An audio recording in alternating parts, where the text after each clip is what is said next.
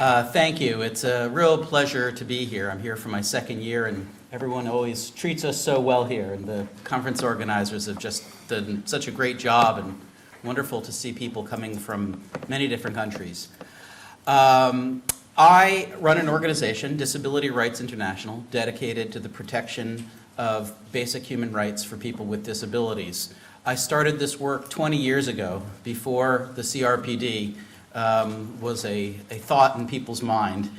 I remember in law school when I expressed interest in doing this, I was taking an international human rights class from a professor named Juan Mendez, who's now the UN Special Rapporteur Against Torture. And I told him about my background doing mental health work and how I was interested in international human rights, and he walked over and said, I want you to write a class paper on the international human rights of people. Then I was focusing mainly on mental disabilities. It's really important for you to do. It's not been done before. And since it's going to be a credibility gap to get the mainstream human rights community to take you seriously, his recommendation was ground in as conservative an approach to human rights law as you can. Look at torture, look at inhuman degrading treatment, look at arbitrary detention. I did that, and that class paper went on to be my career. So for all of you students, think closely about what you're writing about, that you may be doing it 20 years from now. It was a revelation for me. This was back in the early 1990s when I did a search in the library on human rights and mental health. What we found were reports of political dissidents in the former Soviet Union being held in detention. And when you looked at those reports of what these institutions looked like, they looked exactly like the institutions that we had in the United States for decades that the disability rights movement was working to close down. People held in rooms, 20, 30, 40 people to rooms, rarely having a chance to go outside, arbitrarily detained on the whim of a psychiatrist.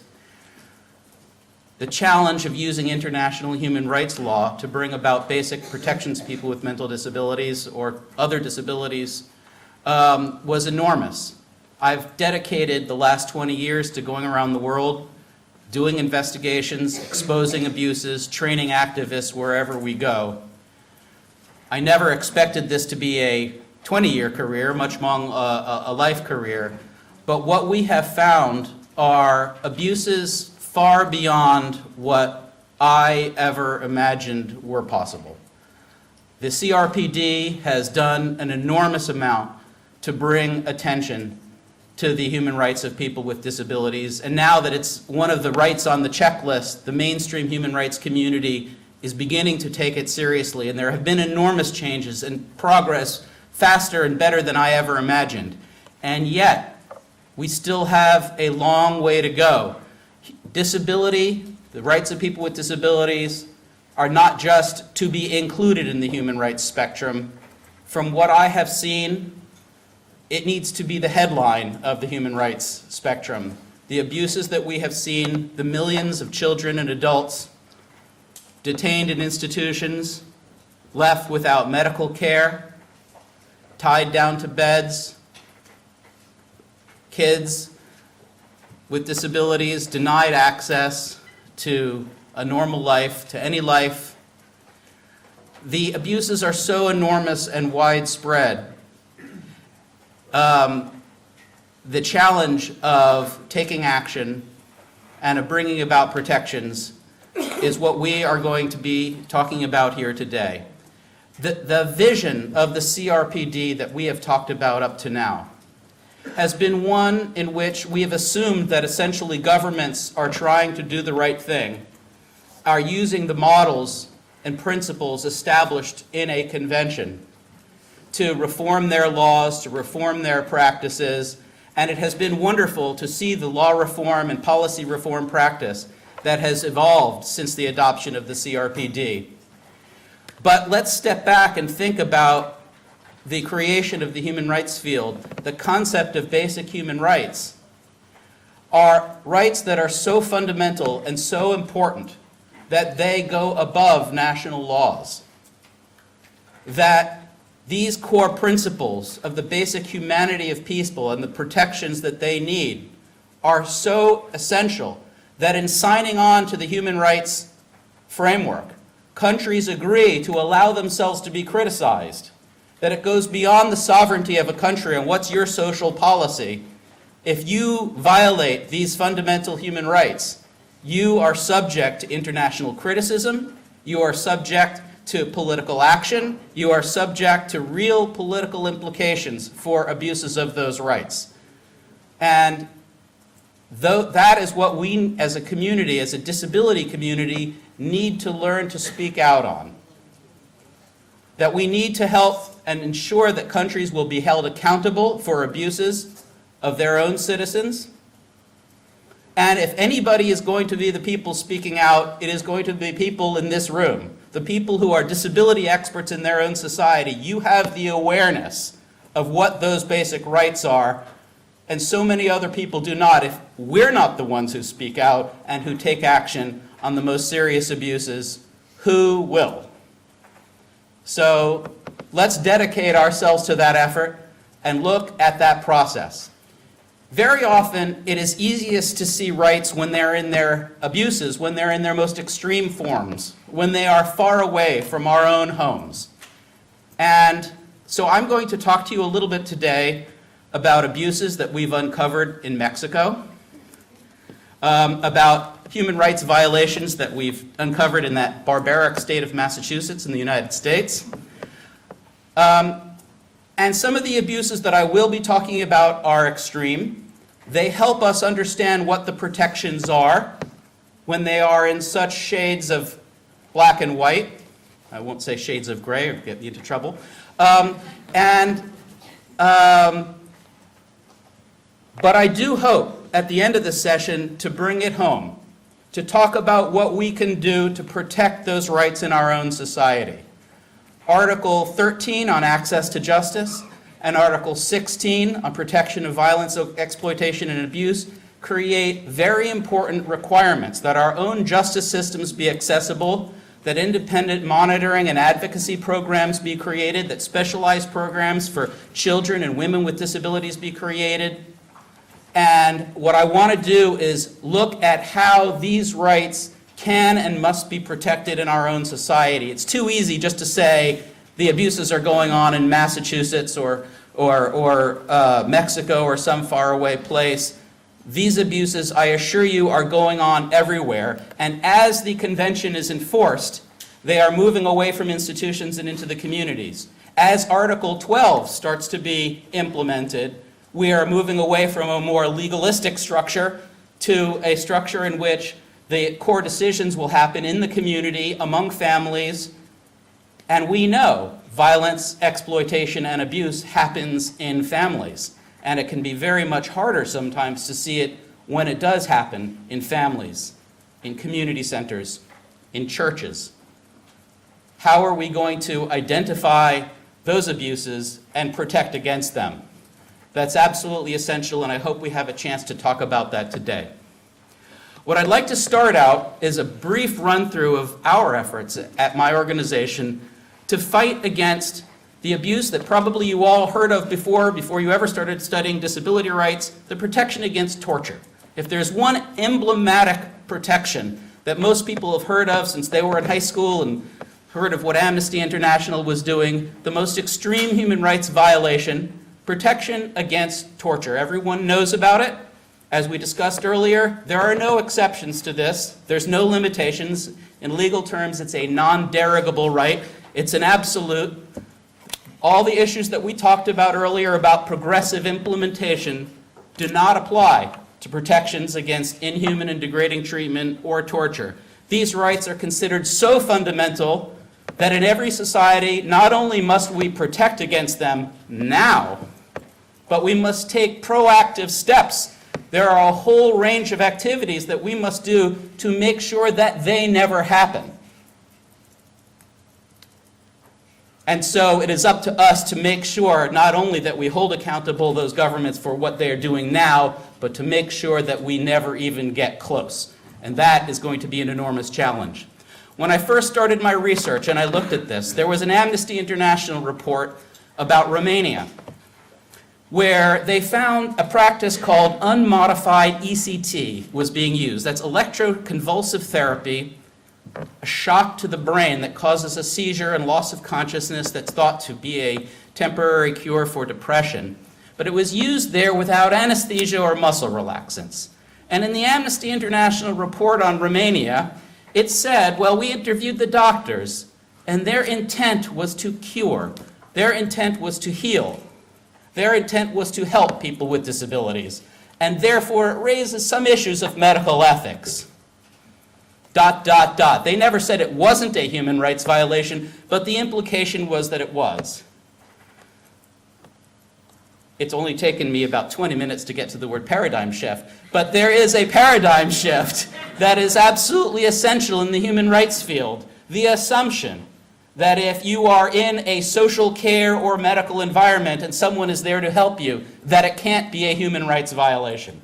The definition of torture, inhuman or degrading or treatment of torture, has an intent requirement as applied to the torture. Inhuman and degrading treatment, it has to raise to a very high level of severity to meet the protection against inhuman and degrading treatment. To be a torture, there has to be intent to cause pain. And so for a long time, the human rights field said, well, if there has to be intent, then how could this possibly be torture? It could qualify as inhuman and degrading treatment, but somehow that never got mentioned. My organization for many years worked within the framework of inhuman and degrading treatment because it was easier to make the argument. And if you look at the reports that we have up here, and I'll encourage you to take copies, we've got them, a report that we wrote on Serbia was called Torment, Not Treatment, and a report a few years later on Massachusetts was called Torture, Not Treatment. I can tell you, even on my own board of directors and in the human rights field, getting recognition that the abuses that we're talking about could constitute torture was an enormous leap. And I talked to many legal experts who said, no, no, no, no, it could never be torture. We went to Turkey, and in Turkey was the first time we referred to a practice as torture. We found that 10,000 people a year were given unmodified ECT in the psychiatric hospital in Istanbul. And the psychiatrist said, well, they lose consciousness, so they can't really feel it. The European Committee for the Prevention of Torture did a report on Turkey and said it was inhuman and degrading treatment, but they said, again, we interviewed the staff and they were all very well-meaning and they were trying to do the right thing. And so the staff took it as, well, it must be okay. We interviewed people who had survived this practice. And, well, maybe it never occurred to the European Committee to actually interview the survivors, the people with the disabilities, or the Psychiatric Association. Many of people who experience ECT also experience amnesia, so it's a little bit of a problem because many people actually didn't remember it. But some did, and they definitely experienced pain. And once we actually did a little bit more of the research, it turns out that it can take about 20 to 25 seconds before you lose consciousness. And 25 seconds of electricity coursing through your body is nothing anyone wants to feel. And in any other context, the official implications of giving you electric shock would clearly be considered torture. So the intent requirement, the question is, what does intent mean? If you mean to heal, but you intend to take an action that is going to cause pain and electricity coursing through your body, can that constitute torture? And we took the stand that it was. And I believe it was the right stand and the transformation in the human rights community that somehow disability rights were over here, but they never pierced the highest level of protection. They were kind of important, but if 10,000 people were subject to unmodified ECT every year in Istanbul, that wasn't quite the headline. That wasn't the main thing that we're going to be holding Turkey accountable for. There were many other human rights organizations that came along and went from Turkey and never raised this issue. We raised it. We said it was torture, and suddenly, within 2 months, the practice was brought to an end. The head of the psychiatric hospital in Istanbul was fired. They had previously said there were not enough resources to provide the anesthesia, and their anesthesia was suddenly available. It took no progressive achievement. It happened like that. because they were being held accountable for torture. There is one legal matter that you need to know, and this is a critical difference between inhuman and degrading treatment and torture. Under the Convention Against Torture, if a practice reaches the highest level of torture, there is an obligation to criminalize that practice and to prosecute it.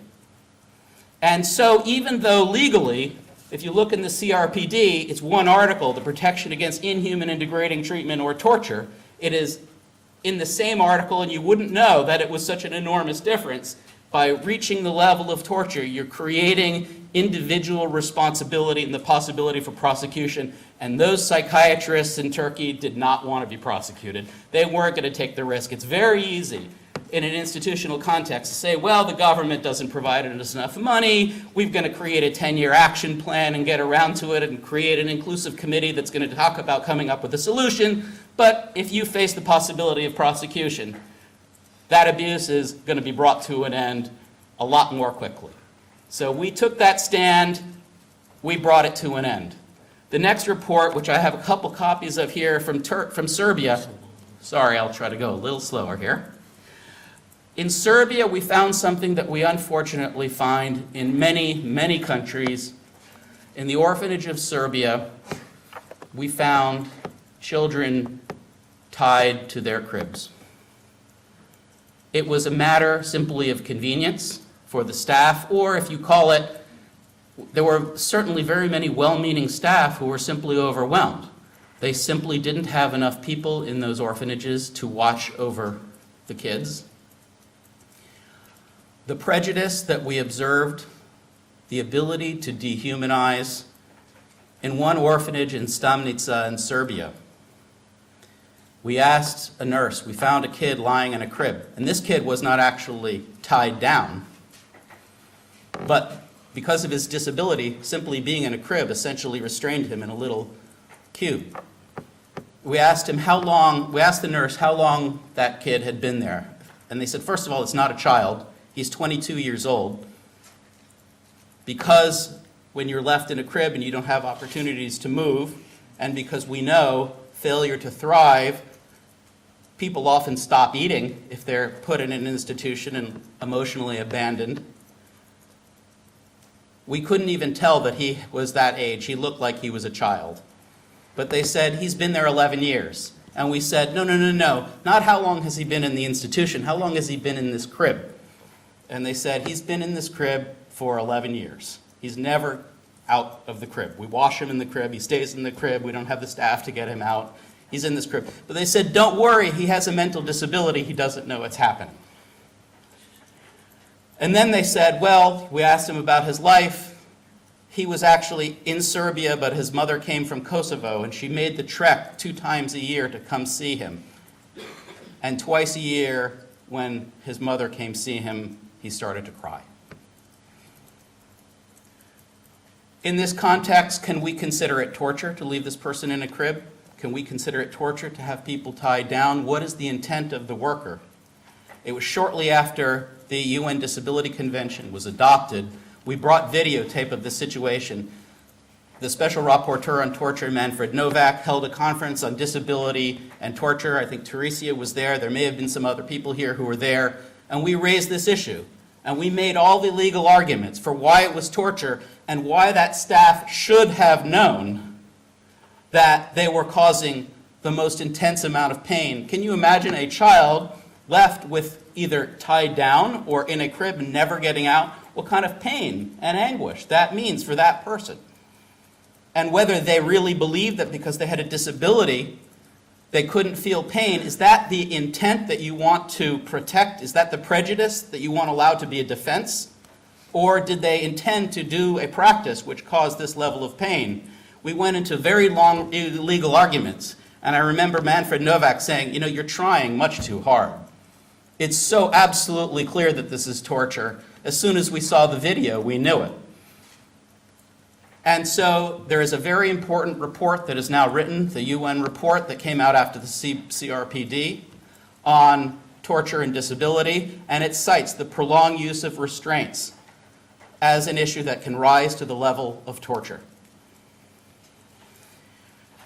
So it's been a struggle to gain that recognition, but the change is now happening very quickly. Juan Mendez, who was my professor in law school, who was himself a survivor of torture when he was detained in Argentina, and he said that the one experience that challenged his sanity more than anything else, he was given electric shocks to his testicles.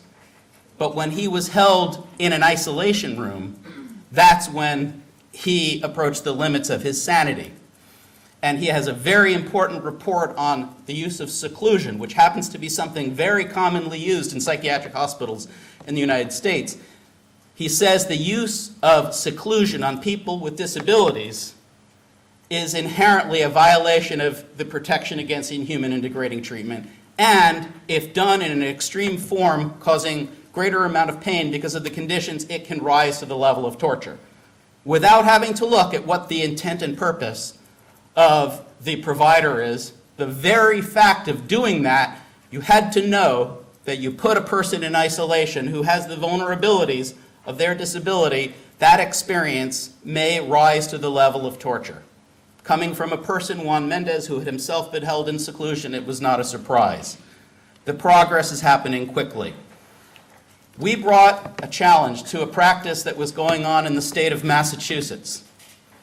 Again, this one is so horrible that you may think it could only happen in one place, and luckily this particular practice, we know of no other place where it's taking place. There's an institution called the Judge Rotenberg Center, where originally the idea is they were using the behavioral model of B.F. Skinner, the idea that people respond to aversive pressures, that you can get rid of behaviors by giving them what they call aversive treatment. They respond to pain and pleasure. That a nonverbal person with autism, if you strap an electric pack on their back and give them a shock every time they have negative behavior, that you can cure them of their autism. Well, the Massachusetts laws were rewritten to allow for these aversive treatments. They are used in combination with an array of social isolation, long-term restraints, and electric packs. They required a court order in each case to find through a substituted judgment decision that if this person had been sane, they would have personally chosen this treatment. And our American courts have in every case found that these people would voluntarily choose this treatment.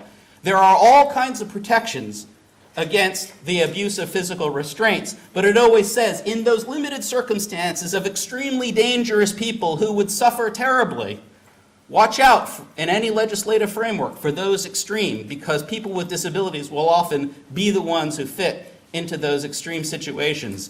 Then long-term restraints is okay, aversives as long as they're court approved. Well, it turns out that these procedures don't even fix the disability. There are people who've had these electric packs on their backs for 20, 30 years and are now adults. It's been challenged in courts, but the U.S. courts have consistently upheld it. So we filed a complaint with the UN Special Rapporteur on Torture saying that it was nothing less than torture. And here, this was one of the few cases where the intent was to cause pain and the stated purpose was therapeutic. And what this allowed us to do was to challenge that core notion. If the pain itself is supposed to be part of the therapy, could that intent to cause pain be considered torture? Manfred Novak got on ABC News in the United States and said, yes, this constituted nothing less than torture. When Barack Obama became president of the United States on his first day in office, he said, we will not tolerate torture in the United States. The UN Special Rapporteur wrote a letter to the State Department 2.5 years ago inquiring about the torture taking place at the Judge Rotenberg Center, and it is frankly a shame on the part of my government that for 2.5 years they have not even responded. They are doing an investigation, and we've talked to the people at Justice Department. It's in the division of the Americans with Disabilities Act that they're doing this 2.5-year investigation. There is not even a procedure for looking into whether it's torture. Essentially, the U.S. government is doing nothing. Fortunately, the head of the institution was found to be covering up evidence in a local inquiry, and he was forced to step down. One mother of a client who had been held and shocked for 7 hours The press got a hold of that videotape, and it's recently been out. The Massachusetts legislature, after our report came out, the Senate voted unanimously to ban the practice, but in the House, there is a member of the House in Massachusetts whose relative is in the institution, and they haven't been willing to vote on it. There is mounting pressure, it's been in the press, and we are working with local activists, and we are looking for legal recourse. But it is clearly a case of torture, and what it does is lays the groundwork for challenging practices in other contexts in which medical professionals say this pain is a necessary part of the treatment. And there are many more areas where we can now go with challenges of this kind. We've got lots of copies of this report. Feel free to take them. Our work, I'm now going to turn to our work in Mexico. And I'm going to show you a video that we did. The situation in Mexico is unfortunately very similar to what we have found in many, many parts of the world, where we have challenged the segregation and abuse of children and adults in orphanages and psychiatric facilities. We are working to establish the day when the very act of placing a person in an institution is considered a human rights violation. You've probably heard and read between the lines from the various questions that I've asked in this session over the last couple of days that I'm not a big fan of progressive achievement because I see governments using any possible excuse for inaction. They love action plans and committees. How long do we have to wait between the time rights are actually enforced? And I believe that there is a basis for arguing that the segregation of people with disabilities is an act of discrimination, that is an immediate violation of basic human rights. We have evidence, powerful empirical evidence of the dangers of institutions. We know that sexual abuse, physical abuse, that if you are abused, you do not have the ability, usually when you're under the authority of the abuser itself, to take your abuse to the justice system. Certainly in a place like Mexico where you can be stripped of all rights, where the head of an institution with 300 people in it is representing the views of everyone, that you have absolutely no access to justice when you are placed in an institution. And unfortunately, despite whatever the laws say, in most countries of the world, that is exactly what we have seen. The situation for children, the evidence, the empirical evidence of the dangers of placing a children in institutions is so powerful. Even UNICEF has called for a ban on new placements of children aged 0 to 3. Our organization calls for a ban on all placements, a moratorium on the placements of children in institutions. If you look at Article 23(4), it says, in no case shall a child be separated from parents on the basis of a disability. In no case shall a child be separated from parents on the basis of disability. That comes very close to being a flat ban on placement of children. Unfortunately, there's some other language that, again, provides the exception for the best interest of the child. We would argue that it's never in the best interest of the child to be placed in an institution. But what I'd like to do is take you inside an institution, the visual impact of seeing what is going on, and unfortunately the challenge. We wrote a report on the orphanage situation and the psychiatric situation in Mexico in the year 2000. The government of Mexico was very embarrassed, and I believe it is not a coincidence that shortly after our report was covered in the New York Times Magazine and in press all over Mexico, it was Mexico that wanted to cleanse its international record and brought the resolution demanding or asking the United Nations to draft a UN Disability Convention. They were very embarrassed by this exposure. They were trying to demonstrate to the world that they were protectors of disability rights. Despite the report that we did in 2000, we came back 10 years later to look at what was going on in Mexico, the great champion of the Disability Convention. What were they doing to protect their own citizens? And I'm very sorry to say, we found some very, very serious abuses 10 years later. We've written a shadow report with a coalition of activists, and we've taken it to the Inter-American Commission on Human Rights. There is a mechanism in the OAS that allows for what are called thematic hearings on very serious abuses that the community needs to take more seriously. This is a way of educating the Inter-American Commission on the basic rights issues that they're facing. The OAS issues an annual report on each country, and it was a way of ensuring that Mexico would be held accountable for its abuses. What I'm going to show you is the testimony that I gave in March of this year on the abuses in the Mexican institutions. If we could lower some of the lights, that would be great. There are no subtitles, but it's narrated. Okay.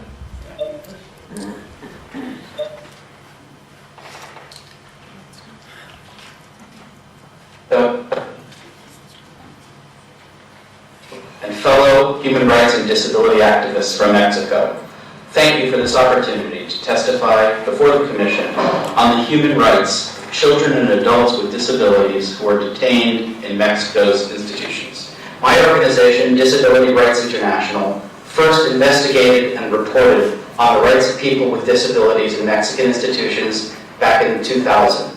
As a result of our finding of horrendous abuses in Mexican institutions, this Commission expressed concern in its annual report on Mexico in 2000 about Mexico's treatment of people with disabilities. We returned 10 years later. Mexico had ratified the UN Convention on the Rights of People with Disabilities, and we formed a coalition of disability and human rights activists in Mexico to examine Mexico's compliance with the new convention and its protection of basic rights under the American Convention. The video that you will see today is a product of that investigation. I am sorry to say it is as if time has stood still. The horrendous human rights violations that we saw then are taking place today on a large scale. Mexico has failed to create community-based services and support systems that would allow people with disabilities to be part of society. As a result, thousands of children and adults remain segregated in Mexico's psychiatric institutions, orphanages, social care homes, and other facilities. 10 years later, inhuman and degrading treatment, and yes, torture, is widespread. Children are at particular risk of institutionalization. The placement of a child with a disability is likely to be a life sentence to segregation from society. 5 years old? And how much of her day does she spend sitting in bed? So she's here all day, but they turn her around. Within institutions, children and adults are tied down to beds or wheelchairs. After 10 years, we returned to institutions and found the same people rocking back and forth in inactivity, in the same rooms, in the same positions that we observed 10 years ago. We found some of the same individuals tied down who we had photographed 10 years earlier. The use of prolonged restraints constitutes nothing less than torture. Laws to protect against improper restraint have not been adopted. People can still be detained for life without an independent hearing.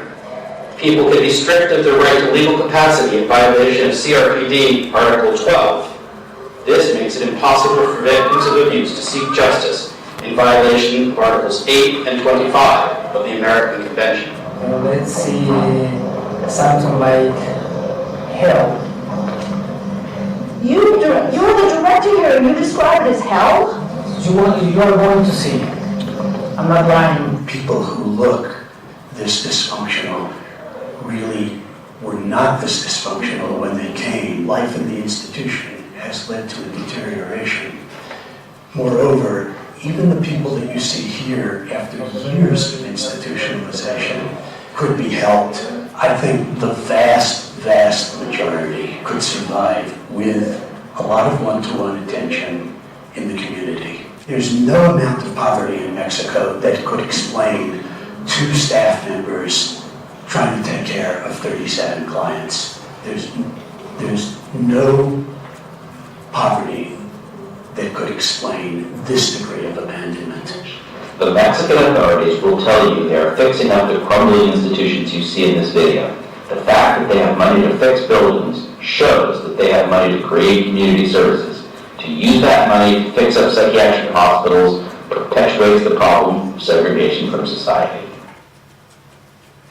In the absence of oversight or any system of registering people in institutions, children and adults have literally disappeared into institution. Our report is dedicated to the memory of Ilse Michelle Martinez, a girl admitted to an institution at the age of 6.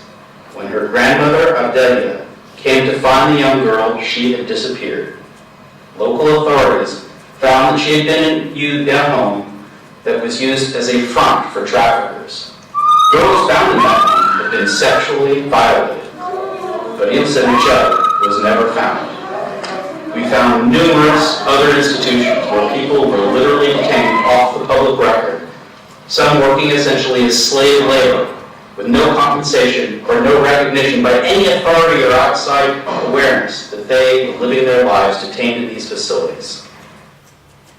Article 19 of the CRPD recognizes the right of every person with a disability to live in the community with choices equal to others. We ask this commission to recognize that the segregation from society in violation of Article 19 also constitutes discrimination under the American Convention. We call on this commission to investigate for itself, to conduct a visit into institutions in Mexico, to see for themselves the inhuman and degrading treatment and torture, and the ways people are systematically stripped of their rights. And we call on Mexico to provide full protection of the American Convention for people with disabilities and to integrate them fully into society. Thank you.